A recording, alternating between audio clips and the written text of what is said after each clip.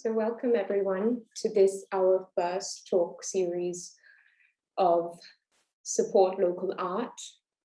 Support Local Art is a platform we have established, a holistic platform aimed at engaging those involved and interested in the Sri Lankan arts community in a discourse focused on the challenges and the opportunities we are facing.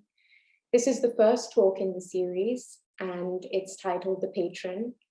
And I'm honored to have with me today 4 very prominent patrons from our Sri Lankan industry.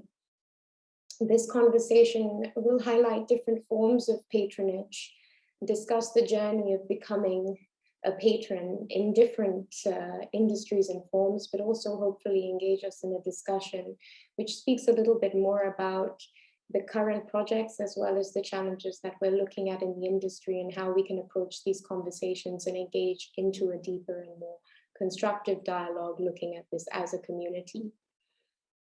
We will be recording this conversation, and at the end of the series of questions we will be discussing with the panelists, we will be opening for some Q&A. So please don't hesitate to share your questions with us in the Q&A little box that is there on Zoom, and we will select as many questions as we can at the end, depending on how time works in our favor. I am honored to have with me today Ajit Gunewardene, who is a collector and the former deputy chairman of John Keel's Holdings and a founding committee member of the Museum of Modern and Contemporary Art in Sri Lanka. We also have Nadija, who is the head of the John Keel's Foundation, as well as a member of the George Keel Trust, Jeffrey Barber Trust, the George Keel Foundation, the Jeffrey Barber Trust, the Lunuganga Trust, and a member of the Museum of Modern and Contemporary Art in Sri Lanka. We have with us Udayshanth Fernando, chairman of Paradise Road Group of Companies and the Udayshanth Fernando Foundation, and Anojie Amerasinghe, a patron and social entrepreneur. I would like to begin this conversation with you, Ajit.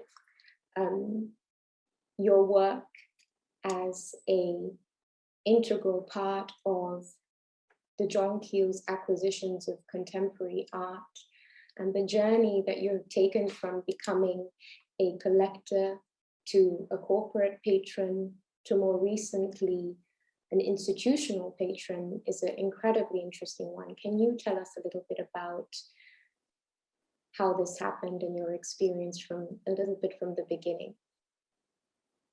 Yeah, I'll try to keep it brief. So I was actually introduced to Sri Lankan contemporary art about 30 odd years ago by Mr. Saskia Fernando himself, who is as part of this panel. And when I say introduced, I would say introduced and educated to understand the contemporary art culture, the scene, the artists, and so on. And that sort of triggered a sort of excitement in me outside my old boring corporate world. This gave another aspect that created a lot of interest as far as I was concerned. That evolved from personal personal sort of getting a personal collection going over a period of time to being part of the John Keel's art initiative, and that also was started about 25 years ago or 30 years ago with the being involved in the George Keel Foundation, being involved in various sort of initiatives like the Kalapola and all of that. However, what during that period, when we decided to do an entire rebranding exercise of our hotel properties, what we did was we introduced art as an integral part of the branding. And if you go to some of our, quite actually most of the properties, the cinnamon properties, you will see that there is it's not sort of an in-your-face type of art, but there will be a centerpiece, as it were, in most of these properties, and there was a theme that we built around it, and that became the next phase where John Keys became a lot more involved in the institution, and Nadija, I'm sure, will brief you more about that. Now, as towards the end of my career at Keys, I was then approached by a group of art professionals, most of whom actually I didn't know, but they came together and they then decided to come and talk to me. And these are Sri Lankans, all working overseas in various museums and in various areas in the art world. And they sort of they educated me into the importance of having a contemporary art museum in Sri Lanka, how that would be the next phase of what could be done, and wanted me to sort of play the role of to chair it.